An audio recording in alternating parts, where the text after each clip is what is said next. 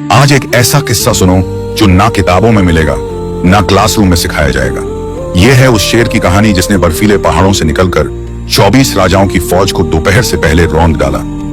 बाबर एक हारता हुआ तैमूरी शहजादा, लेकिन इरादे लोहे जैसे। ना पैसा था ना फौज, बस एक ख्वाब था हिंदुस्तान का तख्त। सुबह फजर की नमाज के बाद तलवारें खींची और जौहर की नमाज तक 24 राजाओं का गुरूर मिट्टी में मिल चुका था। जब बाबर की थकी हुई फौज ने कहा हम नहीं लड़ सकते, ने कहा मौत से पहले मौत को मारना है। आज नहीं लड़े तो कल कोई हमें याद भी नहीं करेगा। बादशाह बाबर से जलने की वजह यह है कि उनके स्ट्रगल ने उन्हें मध्य एशिया का शहजादा the prince of Middle Asia बना दिया। उनके पास कुछ भी नहीं था। वे फरना और समरकंद के बर्फीले रेगिस्तान से सब कुछ हारकर दक्षिण पूर्व की ओर चल पड़े और काबुल धमके। वहां बैठकर अल हिंद के हालातों का जायजा ले लिया और सुल्तान इब्राहिम लोदी से हिंद का तख्त छीनने को निकल पड़े। लेकिन रास्ते में ही मालूम हो चला कि काबुल में आपके घर बेटा हुआ है, तो मिर्जा बाबर इसे अपने लिए सगुण माने और उनका नाम मिर्जा हिंदाल रख दिया। इसके मायने ही हिंद को फतेह करने वाला होता है। आखिरकार अपनी तोपों और तुलबनुमा नीति की बदौलत अल हिंद के आखिरी सुल्तान इब्राहिम लोदी से पानीपत की जंग 1526 ईस्वी जीत ली।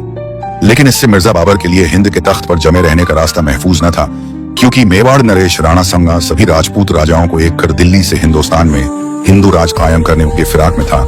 तकरीबन 24 राजाओं के एक बहुत बड़े लश्कर के साथ राणा सांगा आगरे से थोड़ा दूर खानवा के मैदान में मिर्जा बाबर को खदेड़ने के लिए आ धमके। उधर से मिर्जा बाबर भी अपने थके हारे सिपाहियों को लेकर तकरीबन 24 राजपूत राजाओं के लश्कर के मुकाबले अकेले ही आ धमके। 1527 ईस्वी। लेकिन मिर्जा बाबर के थके हारे थोड़े से सिपाहियों ने राजपूतों के विशाल लश्कर से लड़ने से इनकार कर दिया और इस जंग को जीतना नामुमकिन बता दिया। लेकिन एक ही ऐसे सिपाही थे जिन्हें भरोसा था कि यह जंग हम ही जीतेंगे। वे थे खुद मिर्जा बाबर, जिन्होंने जिहाद का नारा बुलंद किया और अपनी फौज को एक विश्व प्रसिद्ध खुतबा सुना दिया कि नौजवानों, हमारे बुजुर्ग साहिब एक ईरान आमिर तैमूर गुरकान हमसे पहले ही हिंद आ चुके थे।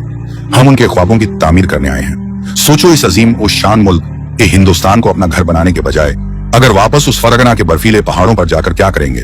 हम लड़ते आए हैं और इस जंग के बाद हिंदुस्तान हमारी मुट्ठी में होगा।